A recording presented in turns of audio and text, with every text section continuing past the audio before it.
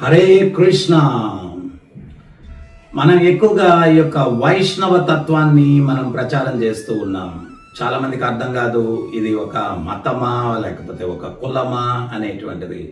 కానీ వైష్ణవ అంటే నిర్వచనం ఏంటి అంటే పరదుఃఖ దుఃఖి, ఇతరుల యొక్క దుఃఖాన్ని తన దుఃఖంగా భావించేవాడు వైష్ణవుడు, విష్ణు భక్తుడు. సో ఇతరుల దుఃఖాన్ని తన దుఃఖంగా భావిస్తాడు. సో తిరుమల కొండ మీద ఒక మహాభక్తుడు ఉన్నాడు. ఒకప్పుడు ఆయన పేరు అనంతాళ్వార్.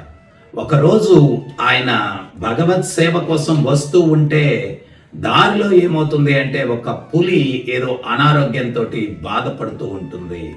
అప్పుడు ఆయన భగవంతుని దగ్గరికి వెళ్ళి, స్వామి నాకు ఒక కోరిక ఉంది తీర్చండి అంటాడు. ఏంటి ఆ కోరిక అని వెంకటేశ్వర స్వామి అడిగినప్పుడు ఆయన ఏమంటాడు అంటే, స్వామి ఈ కొండ మీద ఎవరు పుట్టి ఎవరు మరణించినా కానీ వాళ్ళకి మోక్షం వచ్చేటట్టుగా అనుగ్రహం ఇవ్వండి అని చెప్పి అంటాడు అనమాట. సో అప్పుడు వెంకటేశ్వర స్వామి నవ్వుతూ ఏమంటారంటే, హే అనంత, ఆ పులిని చూసి నువ్వు కరుణ చెందావు కదా, అందుకోసం ఈ కోరిక కోరుకుంటున్నావు కదా. ఆ పులి ఆరోగ్యంగా ఉంటే నీ ప్రాణాలు తీసేస్తుంది, కానీ అటువంటి క్రూర జంతువు మీద కూడా అది కష్టపడుతూ ఉంటే నువ్వు తట్టుకోలేక ఇటువంటి కోరిక కోరుకున్నావు. నీ యొక్క వ్యక్తిత్వానికి నేను మెచ్చుతున్నాను అని చెప్పి ఖచ్చితంగా ఈ కొండ మీద ఎవరు పుట్టి ఎవరు మరణించినా వాళ్ళందరికీ మోక్షం వస్తుంది అని చెప్పి భగవంతుడు వరం ఇచ్చాడు. కొన్ని రోజుల తర్వాత అనంతాళ్వార్ ప్రచార నిమిత్తం ఆయన కొండ దిగి ఎక్కడో గ్రామానికి శిష్యులతోటి వెళ్తూ ఉన్నారనమాట. వాళ్ళు కొంత దూరం వెళ్ళిన తర్వాత వాళ్ళు తెచ్చుకున్నటువంటి ఆహారాన్ని మూట కట్టుకొని తీసుకొని వెళ్తూ ఉన్నారు. ఆ మూట విప్పడానికి ప్రయత్నిస్తే దాని నిండుకు చీమలు ఉన్నాయి. ముందు రోజు రాత్రి ఆ యొక్క ఆహారాన్ని సిద్ధం చేసుకున్నారో ఏమో, ఆ కొండ మీద చీమలన్నీ కూడా ఆ యొక్క మూట నిండుకు నిండిపోయి ఉన్నాయన్నమాట. అనంతాళ్వారు ఏమన్నారంటే, తక్షణమే మనం తిరిగి వెళ్ళిపోవాలి కొండ మీదకి అన్నారు.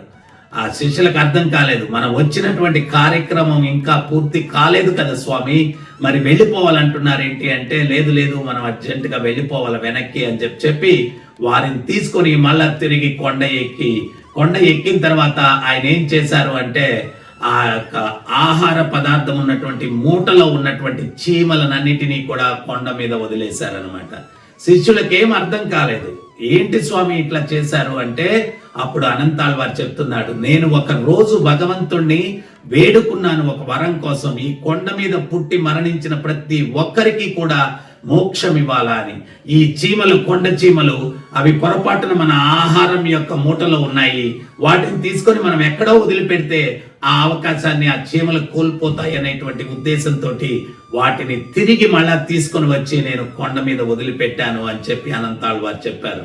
మీ అందరికీ తెలుసు, జీవితంలో ఒక్కసారి కొండ ఎక్కుతాం, ఒక్కసారి దిగుతాం. మహా అంటే ఎక్కువ మంది ఎక్కేవాళ్ళు చాలా తక్కువ, ఎక్కువ సార్లు ఎక్కేవాళ్ళు చాలా తక్కువ మంది ఉంటారు. కానీ ఆ చీమల్ని కాపాడాలా అనేటువంటి దృక్పథంతో తిరిగి మళ్ళా ఆ కొండ మీదకి వెళ్ళి ఆ చీమల్ని వదిలిపెట్టాడు. ఇది వైష్ణవ. ఈ యొక్క విష్ణు తత్వాన్ని అభ్యసించేటువంటి వ్యక్తి ఎవరైనా కానీ, సాధకుడు ఇటువంటి ఉన్నతమైన లక్షణాలని పెంపొందించుకుంటాడు. అందుకోసం ప్రతి ఒక్కడు కూడా కృష్ణ భక్తుడు అవ్వాలా, విష్ణు భక్తుడు అవ్వాలా. ఎందువల్ల అంటే ఆ కృష్ణుడు ప్రేమ స్వరూపుడు. ఆయన భక్తిలో ఉన్నటువంటి వ్యక్తులు కూడా ఈ యొక్క ప్రేమను పెంపొందించుకోవాలా, సర్వజీవుల పట్ల ప్రేమను పెంపొందించుకోవాలా. ఎప్పుడైతే ఇటువంటి భావనలు ప్రతి ఒక్క వ్యక్తిలో కూడా వస్తాయో అప్పుడు ఈ సమాజంలో మీరు చూడండి ఎక్కడ కష్టాలు అనేటువంటివి ఉంటాయి. ప్రతి ఒక్కరి యొక్క ఆనందం కోసం లివ్ అండ్ లెట్ లివ్, నువ్వు జీవించు ఇతరులను జీవింపనివ్వు అనేటువంటి సిద్ధాంతంతో జీవించేటువంటి విధానమే వైష్ణవత్వం. అందువల్ల ఈ యొక్క వైష్ణవత్వాన్ని ఎవరైతే అనుసరిస్తారో అప్పుడు ఈ యొక్క సమాజంలో నిజమైనటువంటి శాంతి, ప్రేమ, అనురాగాలు, ఆప్యాయతలు ఉంటాయి. అందుకోసం ప్రతి ఒక్కరు కూడా కృష్ణ భక్తులయ్యి ఆ ప్రేమతత్వాన్ని పెంపొందించుకొని ఈ యొక్క సమాజాన్ని ప్రేమతో నింపడానికి ప్రయత్నించండి. హరే కృష్ణ కృష్ణ కృష్ణ హరే హరే, హరే రామ రామ రామ హరే హరే. ప్రతినిత్యం జపించండి, ఆనందించండి, తరించండి. హరే కృష్ణ.